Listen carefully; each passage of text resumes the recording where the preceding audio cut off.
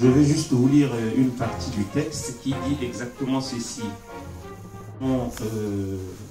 Du Conseil de sécurité, la mission internationale de soutien à la Centrafrique avec l'appui des forces françaises. Le texte demande à ces dernières de contribuer à protéger les civils et à rétablir la sécurité et l'ordre public, à stabiliser le pays et créer les conditions propices à la fourniture d'une aide humanitaire aux populations qui en ont besoin. C'est ce que dit vaguement la résolution du Conseil de sécurité de l'Organisation des Nations Unies, plus ou moins rédigée sous dictée française. Donc on va essayer de voir ensemble avec et puis d'autres Tchadiens, des Centrafricains. On va essayer de mettre en perspective ce qui existe afin de pouvoir trouver rapidement, du moins théoriquement, un début de solution à ce qui se passe, qui est terriblement tragique en Côte d'Ivoire, en République centrafricaine, avec les implications des acteurs et puis des pays voisins, le Tchad, le Soudan et d'autres encore. Je voudrais remercier spécialement la Maison de l'Afrique.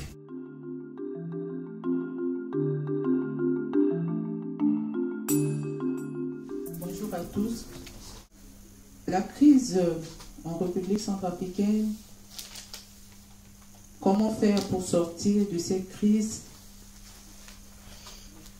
On l'a toujours dit et on continue à dire, c'est le retrait des troupes tchadiennes. Aujourd'hui, si on continue à parler, à dire que les troupes tchadiennes de la CEMAC poussent partir, parce que nous savons que eux, c'est un danger pour notre pays. Le Tchad et la République centrafricaine, nous avons toujours vécu ensemble et nous n'allons jamais se séparer. Aujourd'hui, le président Déby, qui est le problème de Centrafrique, est dangereux pour l'Afrique en général. Et sa main qui est sur la République centrafricaine doit se lever.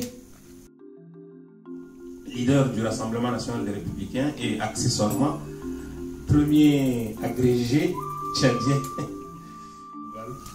D'abord, repréciser un peu les relations entre la RCA et le Tchad.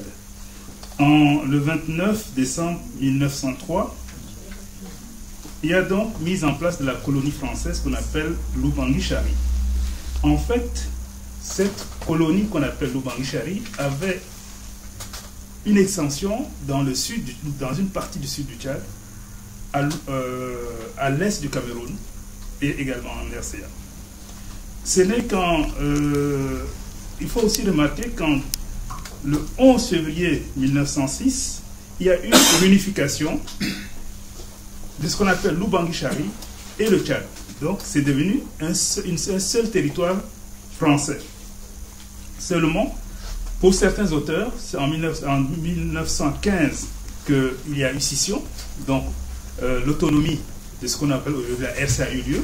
Pour certains auteurs, c'est le décret de 1922. Dans tous les cas, ces deux entités étaient dans une même situation coloniale française. Et c'est en 1958 que le feu président Barthélémy Boganda, qui avait une vision plus fédéraliste, a donc donné l'appellation de la RCA, la République centrafricaine.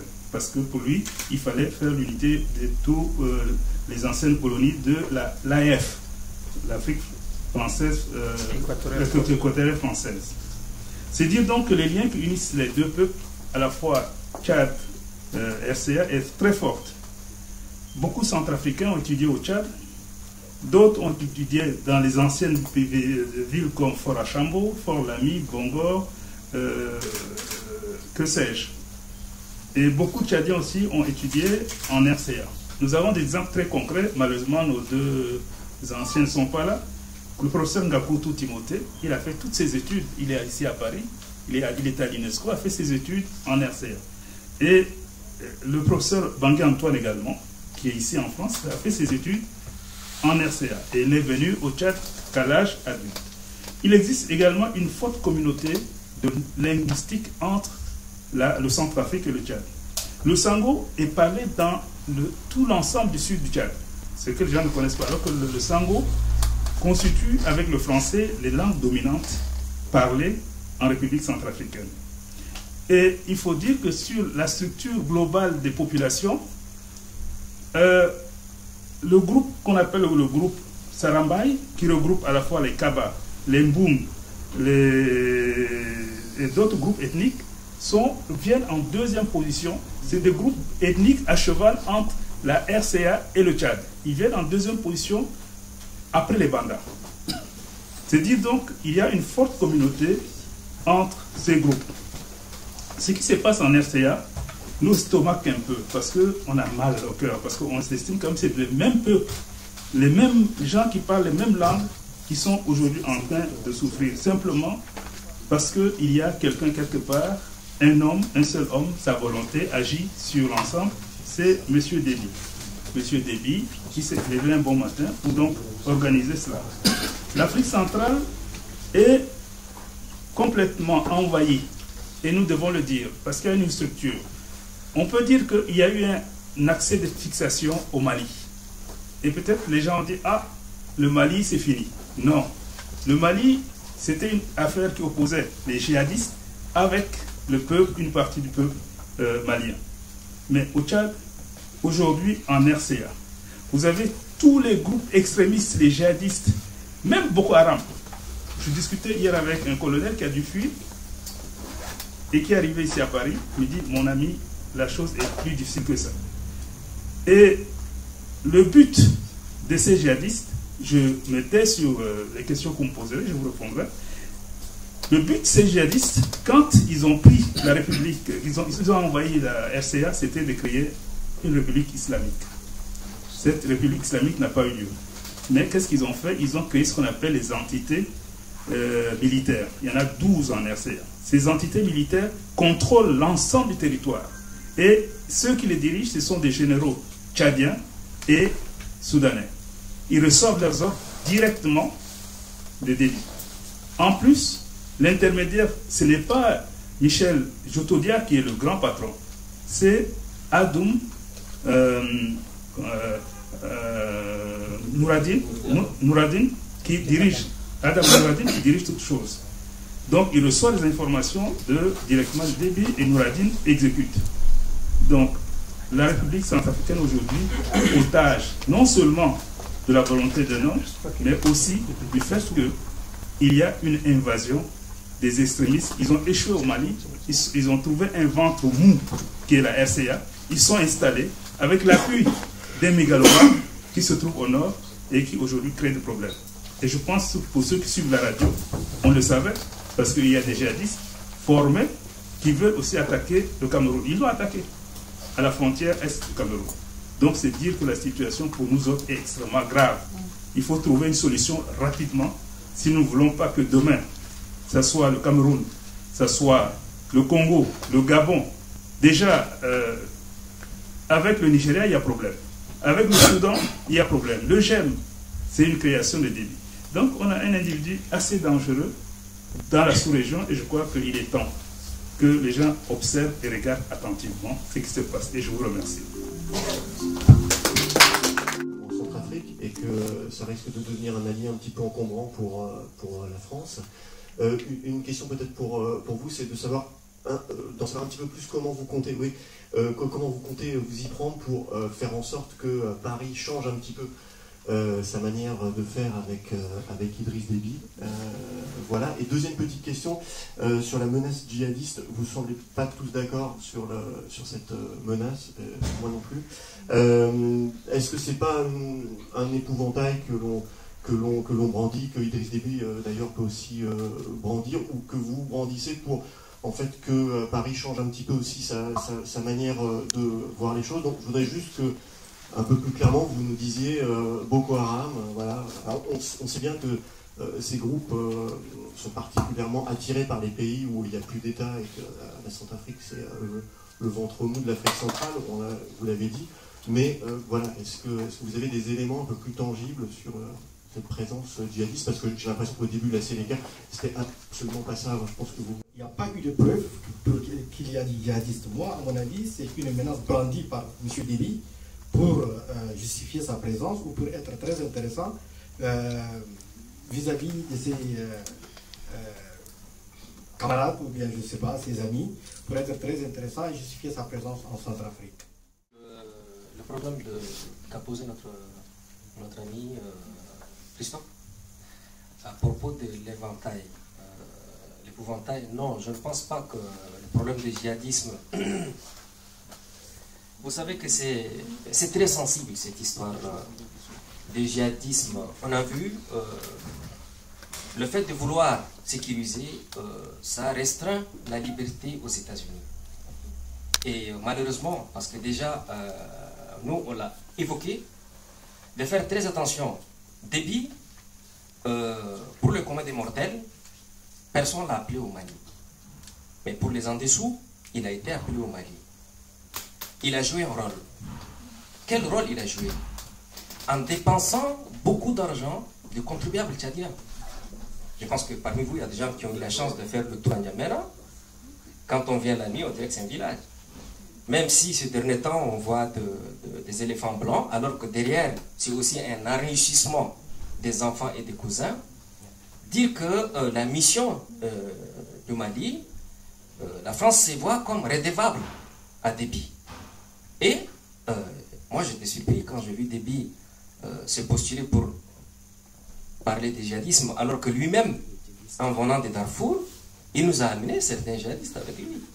À la personne de Hassan Hissène aujourd'hui, qui est l'imam de la mosquée d'N'Djamena, c'est un tourabiste pur et dur.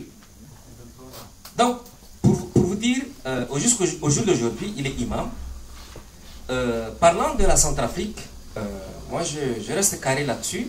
Tout à l'heure, quelqu'un a évoqué le cas de M. Simé, Moussa Simé. Certainement, c'est un il fait partie il fait partie d'une tribu au Darfour. Et Darfour, vous entendez par là, il y a eu beaucoup de désordres. Ces gens sont sortis, ils sont partis. Quelqu'un l'a dit tout à l'heure, que ces désordres généralisés, ces gens errent dans la nature. Ils ont vu de l'autre côté que peut-être, si jamais Bouzizé tombera, ils peuvent aussi avoir le retour de l'ascenseur. Ils sont partis. Mais dire qu'il y a un travail de fond systématique qui a été fait, moi qui vous parle, hein, j'ai eu mon nom écrit comme quoi avec Notodia, on a voulu faire de l'État islamique. Mon nom. J'ai appelé ces personnes-là. Je leur ai dit, c'est faux, moi j'ai des vidéos, j'ai des preuves. Notodia, il nous a trahis, mais il ne nous a pas aidés. Puisque M. Ismaël Idriss, qui était un ancien secrétaire d'État aux affaires étrangères, il a été arrêté à Bangui. Il faut le dire. Jusqu'à aujourd'hui, il se retrouve dans les prisons de Déby. Donc, la même mise de Déby, elle est engagée. Il n'y a même pas de doute là-dessus.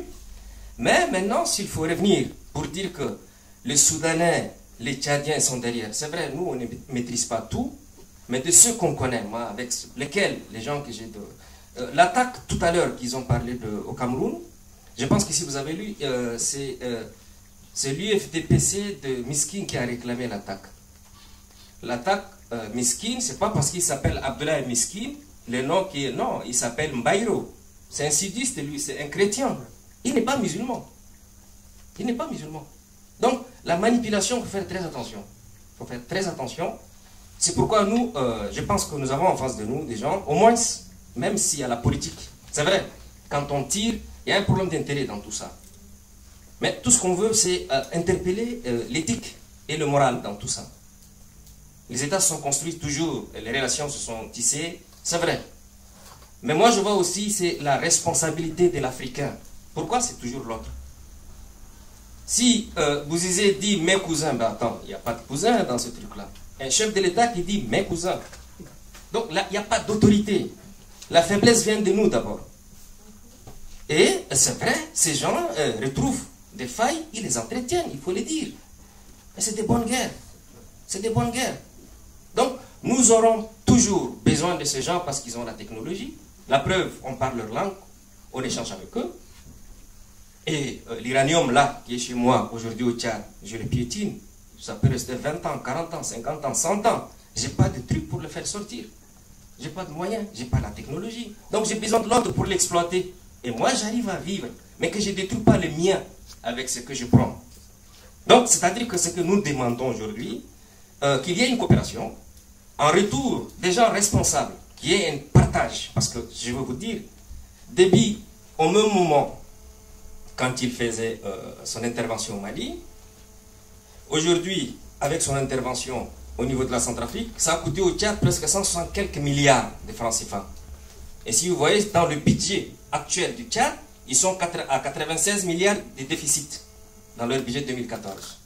Donc, il y a une incohérence quelque part. Il y a une incohérence. Et normalement, les gens qui doivent les appeler à l'ordre, ils manipulent l'opinion. Et c'est comme si le monsieur, il est le Messie. On a entendu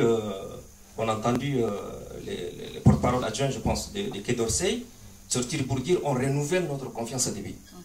Nous, on est meurtris qu'on entend ça. On est meurtris. Tout le monde sait comment ce monsieur manipule, comment ce monsieur est en train de jouer ce jeu. Hier, au Tchad, hier, en Centrafrique, aujourd'hui, c'est la puissance coloniale. C'est toujours la France. La France protège ses intérêts. Nous ne voyons pas la face parce qu'on est en France. Nous, quand nous foutre à la porte, excusez-moi l'expression, c'est leur problème. Et il ne le fera pas d'ailleurs. Elle s'en sert. Elle se sert de nous, du petit jusqu'au grand. Idriss Déby, il y a 23 ans, c'est la France qui l'a amené.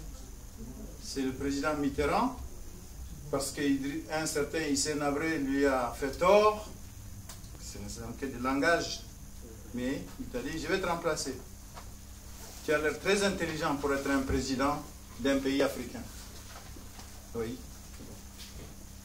Et aujourd'hui, en Centrafrique, c'est Idriss Déby qui est le maître de jeu, mais ce n'est pas le maître de jeu, c'est l'élève. On lui a, à un moment donné, tout le monde le savait, entre le président Bozizé et Idriss Déby, ça n'allait pas.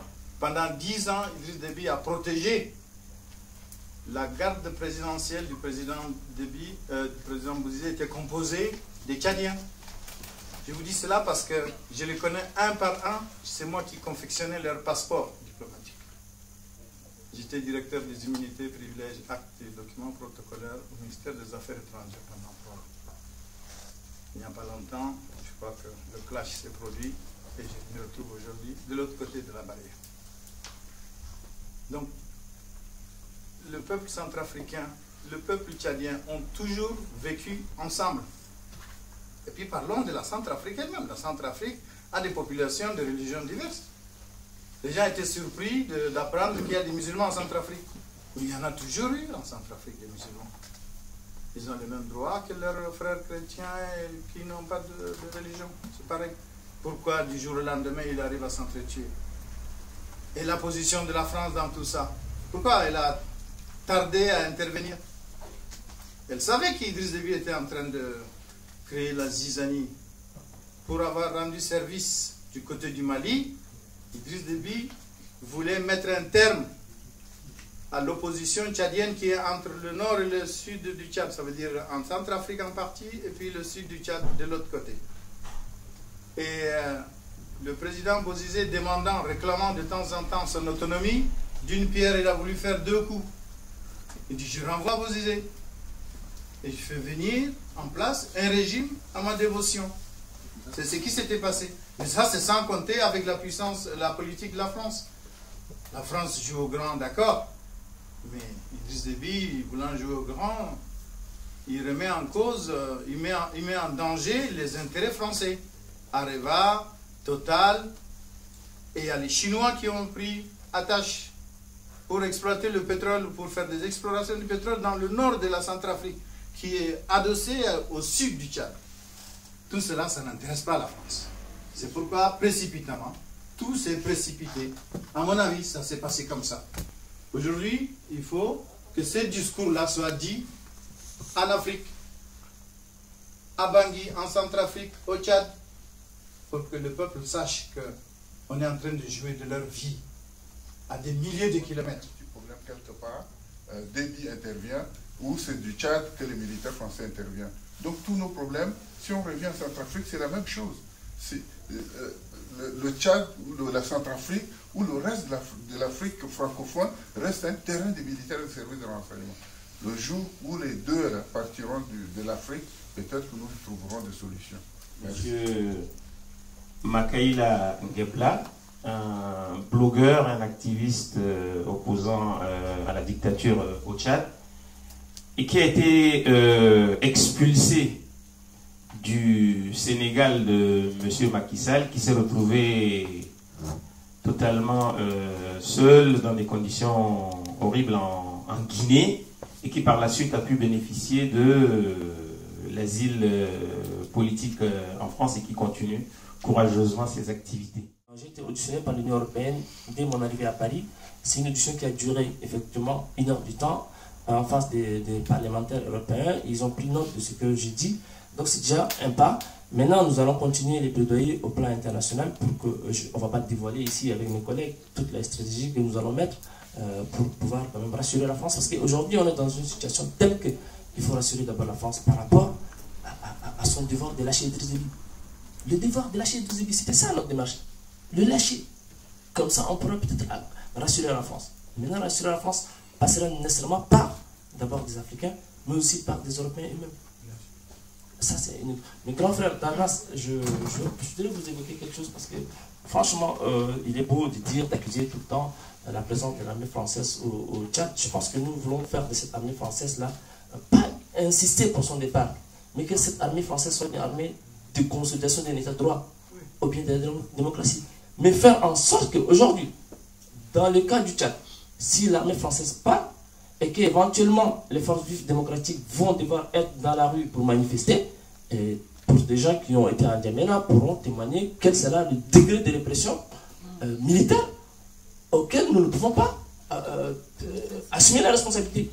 Donc, c'est vrai, vous avez des discours assez cohérents, des discours quand même, mais moi franchement je ne peux pas m'engager dans une logique de confrontation avec Paris parce que je ne pourrais pas calculer éventuellement les conséquences. J'ai l'impression que le message risque d'être brouillé. On ne peut pas à la fois accuser les autorités françaises d'ingérence dans les affaires intérieures de l'Afrique et en même temps dire qu'elles pourraient éventuellement servir de tampon en cas de répression renforcée. Il faut être cohérent. Il faut être cohérent. Il faut que les Africains grandissent, du moins ce qu'ils veulent, et que on prenne en charge, que les Africains prennent en charge leur propre destin. C'est la seule façon de grandir et de sortir la tête haute. Il faut un départ de l'armée française, sinon on ne peut pas, nous ne pouvons pas nous libérer. Il faut qu'on gère nos affaires nous-mêmes. On ne peut pas, la question de souveraineté se poser. Donc ça c'est quelque chose qui est assez clair. En 2008 ou en 2006, avant beaucoup, Déby a été soutenu à bout de bras par... il a été sauvé in extremis par Sarkozy, par les autorités françaises, et grâce à la base, au lieu que la base militaire française serve à titre de dissuasion, de forte dissuasion, et qu'elle arrive à mener les acteurs à un dialogue inclusif, elle a toujours servi les dictateurs. Et malheureusement, dernièrement, il y a eu une vidéo qui a circulé sur le net montrant des officiers supérieurs de l'armée française en train de jeter des pluies de billets au mariage des petits frères de Déby. C'est quelque chose quand même qui frôle, c'est quelque chose, on s'indigne devant de tels actes des militaires français qui posent à côté des enfants de Déby ou qui s'adonnent de telles choses. C'est des choses qui rendent la France petite en Afrique. Justement, j'aimerais juste dire par rapport à la réponse, que faire pour arrêter les massacres? C'est-à-dire que cette conférence qui est en train de se passer, nous avons sollicité il y a 2 semaines de cela, à marcher avec le frère centrafricain, main dans la main. Personnellement, on a appelé, moi personnellement j'ai appelé Raymond de l'Observatoire centrafricain de bonne gouvernance, on a dans notre panel beaucoup de centrafricains. Et tout à l'heure, j'ai entendu Lyonnais qui était parti, il a dit, notre problème c'est parce qu'il y a toujours l'absence de l'acteur centrafricain. On est en train de voir aujourd'hui. Il y a une absence totale de ces gens. S'ils étaient là, ce n'est pas à nous de proposer des solutions, c'est ensemble. Le Cameroun, avec Biya, c'était quelqu'un qui avait posé cette question-là. Au sujet du Cameroun, je pense que... Non, j'ai pas posé une question, pardon. Ouais, elle a fait une mise au point. Une mise au point, mais bon, il faut savoir que Déby essaie de tenir aussi les grandes puissances. Quelque part, il les tient aussi, c'est lui qui mène la danse par moment, et par moment, quand il brandit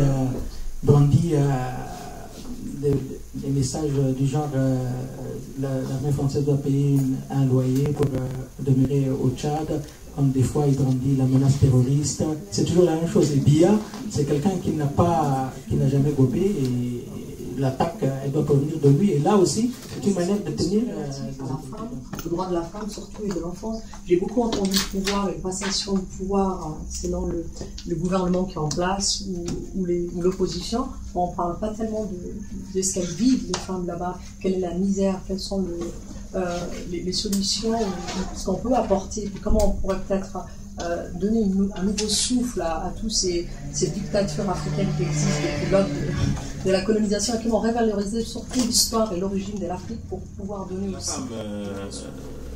Selon les différents textes actuellement en vigueur en Afrique, n'est pas très glorieuse. Il y a quelques évolutions, il y a des changements, mais vous avez des codes de la famille qui sont d'une obsolescence avérée. Et par contre, je suis absolument convaincu que le salut de l'Afrique viendra essentiellement des femmes.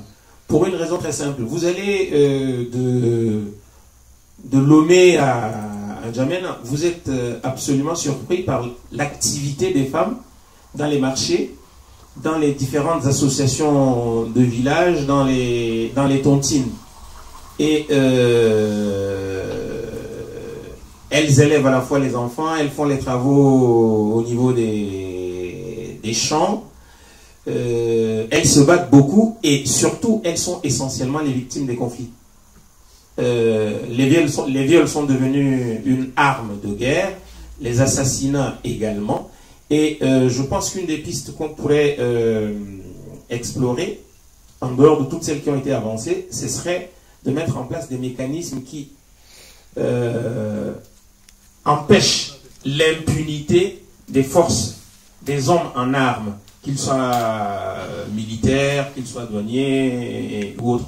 Je crois que systématiquement, il va falloir que les acteurs de terrain que vous êtes puissent relever toutes les exactions commises à différents niveaux, constituer des dossiers solides avec des juristes pour un jour traîner ces gens-là devant les tribunaux, qu'ils soient nationaux ou internationaux. Je pense qu'on ne peut pas construire une société basée sur l'impunité et sur la négation des droits des femmes et des enfants.